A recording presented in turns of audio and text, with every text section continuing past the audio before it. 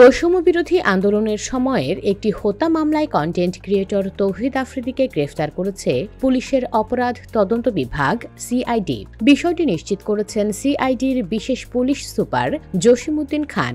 রোববার 24 আগস্ট রাতে বিশেষ অভিযান চালিয়ে বরিশাল থেকে তাকে গ্রেফতার করা হয়। সিআইডি জানিয়েছে, বরিশাল থেকে তাকে ঢাকায় এনে আজ আদালতে হাজির করা হবে। বৈষম্য বিরোধী ছাত্র আন্দোলনে যাত্রাবাড়ী থানায় সম্প্রতি একটি হত্যা মামলা দায়ের করা হয়। এই মামলায় মোট 25 জনকে আসামি করা হয়। তাদের মধ্যে 11 নম্বর আসামি তৌহিদ আফ্রিদি। এই মামলায় প্রধান আসামি সাবেক প্রধানমন্ত্রী শেখ হাসিনা, 2 নম্বর আসামি সাবেক সেতুমন্ত্রী ওবায়দুল কাদের এবং 3 নম্বরে রয়েছেন পুলিশের সাবেক আইজিপি আব্দুল্লাহ আল মামুন।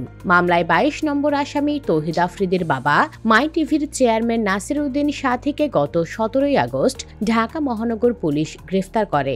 নাসির উদ্দিন সাথীকে রিমান্ড শেষে শনিবার 23 August Dhaka metropolitan magistrate Mohammad Rakibul Hasan Ahmed কারাগারে পাঠানোর আদেশ দেন। জুলাই আন্দোলনে রাজধানীর যাত্রাবাড়ী এলাকায় আসাদুল হক বাবু হত্যা মামলায় 5 দিনের রিমান্ডে ছিলেন তিনি।